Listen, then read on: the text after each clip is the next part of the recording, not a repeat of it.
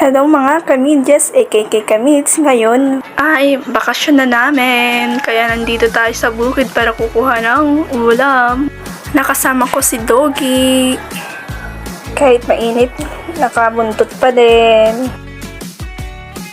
At saka pala nandito tayo para kukuha ng pang-ulam mamayang hapon kahit mainit. Kasi sigurado wala din pang-ulam mamayang hapon.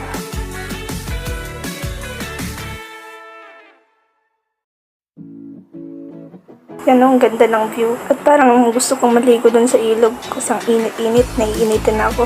Dun yung ilog, ang lapit-lapit lang, di ba? Kaya let's go! Kuha na tayo para matapos na. At makiligo din tayo.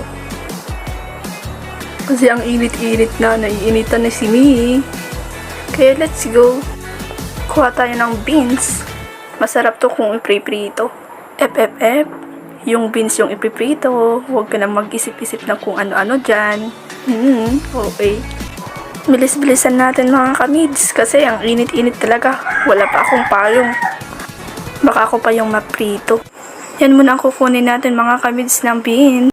At tara, kuha naman tayo ng pechay. Ayan o. Yan. Itong pechay.